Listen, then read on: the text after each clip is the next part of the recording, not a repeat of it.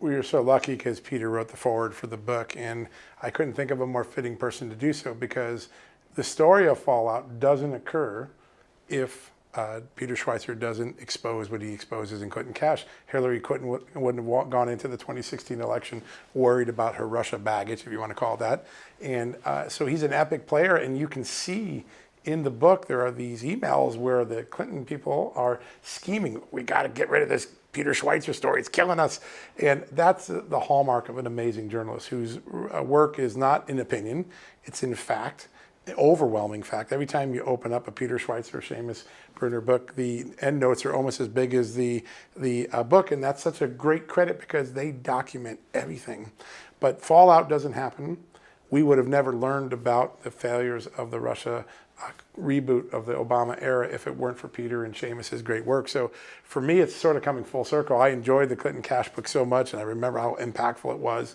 And then to be reconnected through Peter to do this book and kind of take Clinton Cash to the next chapter, the next level, has been incredibly rewarding. And we all in America owe a great debt of gratitude to Peter. You look at the stories he broke over the last 12, 20 years, they're epic stories. They're not small stories. They're epic stories about how our politics and policy are being hijacked by money and corruption and willful blindness. And I feel lucky to have a little small piece of that and advance the story just a little bit with Fallout. But it's been a blessing to work with Seamus. This is the greatest gumshoe man I've ever met in my life. I learn things from him every day. And every time he would send me a chapter and I go, and I despise text messaging. I don't do OMGs. I don't do I heart yous. I don't do any of that.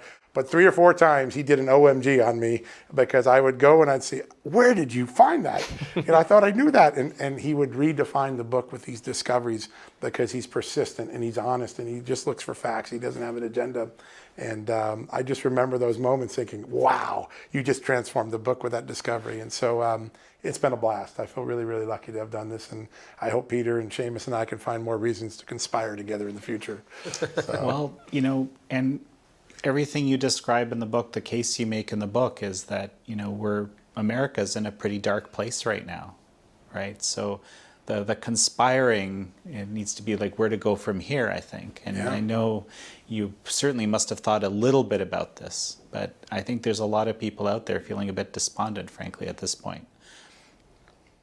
Yeah, I'm despondent. I've said many times on television, I look at my industry, the one I got in 30 years ago with bright eyes and a bushy tail, and I don't recognize the state of journalism. I see people with agendas that aren't about facts, but about conclusions, and will find the facts to meet that conclusion. I see journalism that was blatantly and irrefutably wrong. There are stories we debunk by facts, not by political tactics, by facts in the book that have never been retracted. So one of the fixes is journalism has to get on its horse. It has to do the type of journalism that goes on at the Epoch Times and at Peter Schweizer, GIA with Seamus. We got to get back to facts and stop worrying about winners and losers and outcomes. And we need to start doing journalism with depth and context again. Yeah, this is a very dense book. I'm going to confess to that. It's dense even for me to read because it's full of facts. But I read newspapers that 20, 30 years ago. I couldn't wait to open up in the morning and I see these 147 character thin stories. Twitter has become our object, and that's wrong. That's not what journalism was about. So journalism has to fix itself, and I think the second institution that has let us down is the intelligence law enforcement apparatus of America. We can't let happen what happened in the FBI, CIA, the NSA in this story Fallout. We can't let these things happen.